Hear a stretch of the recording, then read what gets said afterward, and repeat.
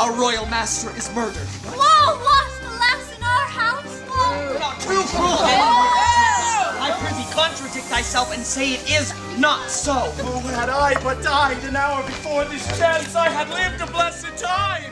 I got involved with the Grassroots Shakespeare Company after telling some students about an idea that I had seen staged at a theater in Staunton, Virginia called the American Shakespeare Center. And they got really excited by this idea and inspired by it, and they decided they would try and do something similar to that here in Utah Valley. We started this because we wanted to try our hand at producing our own show. We really wanted to get in and get dirty with things. And so we realized we had no money and not a whole lot of resources, but what we did have was students who were passionate and interested about exploring their craft. And so we started the Grassroots Shakespeare Company as a way for students to learn more about acting and learn more about the history of acting.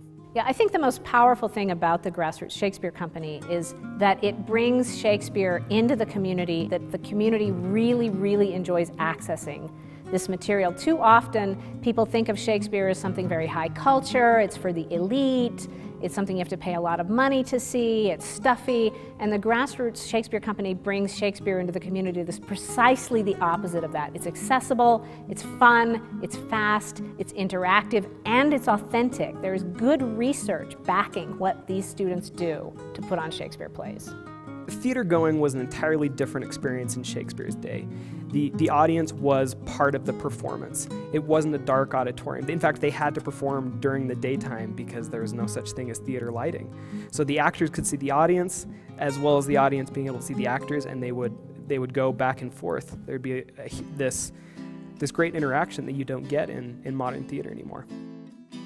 The reason why I think the students from UVU could generate a project like this is because there's such an intense emphasis at this university on giving students opportunities to run things themselves. And so they felt empowered to have the ability to do that, even without me in any kind of official advisory capacity. They got the whole thing up and running, and then they said, hey, guess what? We started a theater company and you should come see our first show. And I said, awesome, let's go, let's do it.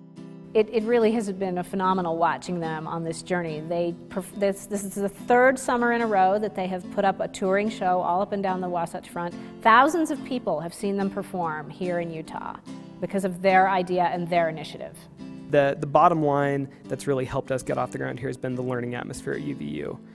We've got some great professors who are very much about allowing students to take something that they feel passionate about and run with it, to do something that's hands-on and will engage research into scholarly topics, but that will also apply to real-world and professional practices.